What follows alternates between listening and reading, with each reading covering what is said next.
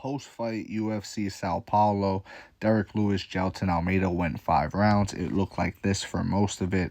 Jailton Almeida just took Derrick Lewis down for the most part at ease. There were a few times where he would go for a takedown and Derrick would hop on one leg a bunch, but then he would be driven to the fence. Almeida would turn the corner, get him down, or Derrick Lewis would start swinging on him. There was a few times where Derrick could stuff the takedown, stop the takedown, and put Almeida against the fence, but Almeida would just keep going, and he was very relentless with his takedown attempts, and he would just get Derrick Lewis down on the second or even third attempt. Now, with that said, I was rooting for Derrick Lewis in this fight because I think there's a lot of potential there to be had. Derrick Lewis is a really strong guy. His ability to get up off of his back jiu-jitsu doesn't work, all those memes and stuff that you see. Even when he was on his back here, you don't see it in any of these pictures. Actually, you do. You see it on the left hand here. You see how he has Jailton Almeida's wrist? He was really making it uncomfortable for Jailton Almeida up there, grabbing onto the wrists of him. He would have double wrist control at times. It was really just hard for Almeida to find something to do, and, he wasn't throwing a lot of ground and pound. You heard Michael Bisping criticizing him for that. You heard Mark Goddard getting in his ear talking about you have to be active, be active. But if you posture up and you start to throw punches, you're giving him enough space so where he can buck you off and try to do things like that. So he didn't want to do that. He wanted to maintain position.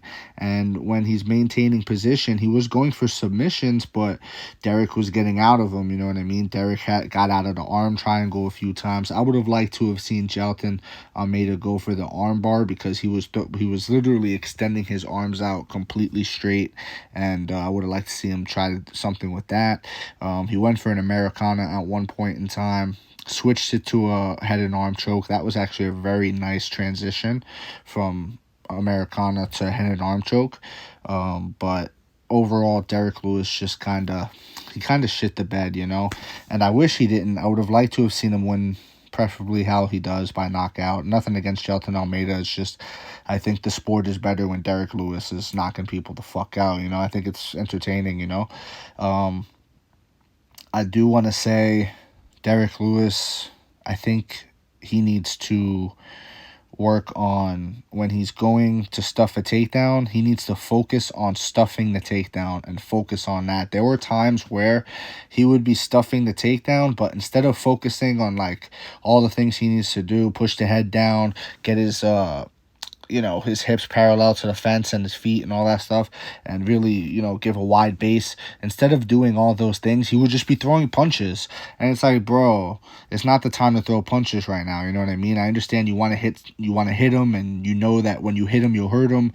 But, they just weren't the proper times to be throwing punches. It's not what he should have been doing, and that's why he got taken down every time, because instead of stuffing the takedown, he's too busy throwing punches. He's not in an optimal position to throw them. He's throwing them anyway, and again, that's why he got taken down. So I would like to see him work on that. Just focus on stopping the takedown and going from there, Okay, takedown is stopped. Now we go. Now we start to do our thing, With that said, going forward, Jailton Almeida called out Ciryl Gane. I want to see that fight. I think it's a good fight. I think you could,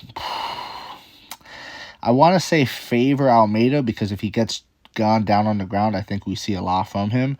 But I also think Ciryl Gane can dance circles around him. He's going to be way more elusive than Derrick Lewis. He's going to have way better footwork, lighter on his feet, better striking, technical striking, I think Ciryl Gane could win that fight pretty handedly as well. He just needs to work on his takedown defense and things like that. But that's my take on it. Overall, it was an okay card for me. I didn't go crazy over it. I actually didn't even watch most of it. I tuned in at the very perfect. I stopped watching with the guy that was on the Contender Series from Brazil when he had that decision victory. He should have, that guy's supposed to be this destroyer knockout artist, but he goes the distance there. Anyways, that's my take on all this. Let me know what you guys think is next for each guy. And let me know if you agree with me, disagree with me. It does not matter. Just join the discussion, and please follow for more. Thank you. You are appreciated.